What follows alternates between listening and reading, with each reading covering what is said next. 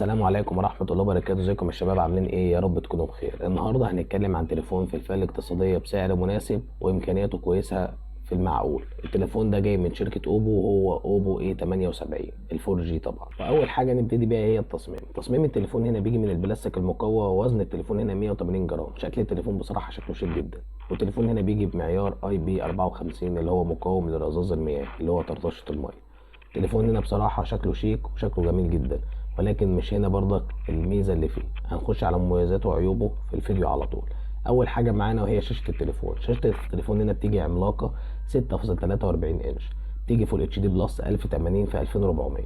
ومش بس كده، التليفون هنا بيجي الشاشه بتاعته 90 هرتز، يعني انت هتاخد تنقل كويس ما بين التطبيقات، مش هتلاقي اي لاج ما بينهم. وهنا سطوع الشاشه مش كبير قوي ولا صغير، يعني هو ما بين الاثنين. سطوع الشاشه هنا جاي 800 شمعه. 800 شمعه يعني ممكن تواجه مشكله تحت اشعه الشمس، ان انا بصراحه ما مسكتش تليفونات اقل من ال 950، بس هي التليفون ممكن تواجه فيه مشكله تحت اشعه الشمس. وهنا المعالج بتاع الاوبو اي 78 الفور جي جاي من شركه كوالكوم، وهو سناب دراجون 680 الفور جي، وهنا جايب معماريه 6 نانومتر مع معالج رسومي ادرينو 610. المعالج ده موفر للطاقه اكتر ما هو كويس في الالعاب بقى والكلام ده. هو في الالعاب مقبول جدا، ومش ما ينفعش انك تعتمد عليه اعتماد كلي، ان هو هيبقى ضعيف بشكل ملحوظ معاه. ونبتدي على طول بالكاميرا. الكاميرا الاماميه هنا بتيجي معانا 8 ميجا بكسل بفتحه عدسه 2.0. وهنا طبعا مش هقول لك انك انت هتعتمد على الكاميرا الاماميه اعتماد كلي او اي حاجه. هتقول لي طب هو ايه الميزه فيها يا ابو حميد؟ انا هقول لك سعره هو الميزه اللي فيه. اكتر من كده في حاجات تانية عوامل. يعني انت عندك هنا الشاشه العملاقه كويسه جدا بصراحه، 90 هرتز فول اتش دي بلس،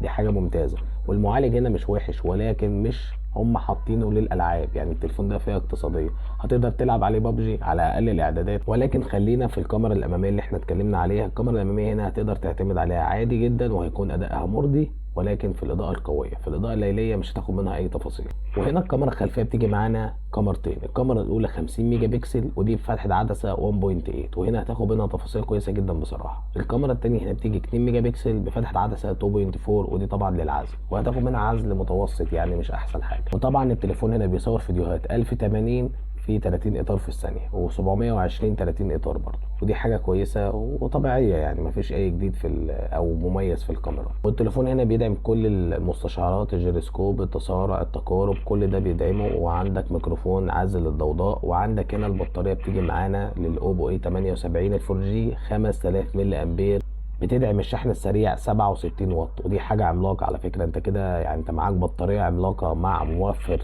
مع السناب دراجون 680 موفر للطاقه، هيوفر معاك طاقه بطريقه رهيبه. مع البطاريه العملاقه دي التليفون هيقعد معاك اكتر من اليوم ونص. والتليفون هنا بيجي بنظام اندرويد 13، للاسف ما بيجيش باندرويد 14، ولكن هو هيجي له تحديث ال 14 وال 15. والتليفون هنا بيجي بواجهه اوبو المعروفه كلر او اس 13.1، ودي حاجه كويسه جدا. يعني انت هتاخد سلاسه كده بسيطه مع الشاشه ال 90 هرتز، دي ميزه. الميزه الثانيه معاك شاشه فول اتش دي بلس. معاك ثالث حاجه المعالج اللي هو السناب دراجون 680 الموفر للطاقه، اللي مش حلو قد كده في الالعاب، عشان برضه الكلام يبقى واضح. رابع حاجه معاك البطاريه ال 5000 ملي امبير. خامس حاجه الشحن السريع ال 67 واط. دي ميزات كويسه جدا انك تلاقيها في تليفون فئه اقتصاديه. وطبعا طالما احنا وصلنا لاخر الفيديو، عشان ما احاولش ان انا نحاول نتكلم كتير، يعني في ميزتين احنا نسيناهم. الميزه الاولى معرفش في كتير مهتم بيها ولا لا، وهي بس هي تقنيه مستقبليه، واللي هي تقنيه الان اف سي، وفي ناس شغاله عليها اصلا دلوقتي. والتقنيه الثانيه ان التليفون بيجي بسماعات ستيريو، ودي حاجه كويسه جدا على فكره. اللون الاخضر اللي تحسه بيقلب على لون اللبن السماوي، ومعانا اللون الاسود، وهنا لونين شكلهم شيك جدا بصراحه، والتليفون شكله شيك جدا. انت من رأيك التليفون ده فعلا يستحق الشراء ولا لا؟ التليفون ده جاي بسعر 9000 جنيه، وممكن تلاقيه كمان في الاسواق ب 8800 او 8500، وممكن اقل من كده كمان. التليفون ده كتسعير سعره مناسب جدا، ان طبعا في تليفونات اقل منه ما بتدالكش المميزات اللي موجوده فيه. اتمنى يكون الفيديو عجبك. ما تنساش تقول لي رايك في الكومنتات. اهم حاجه صلي على النبي، ما تنساش تعمل لي لايك وسبسكرايب وتفعل على زر الجرس عشان يوصلك كل جديد. كان معاك احمد عرفه، سلام.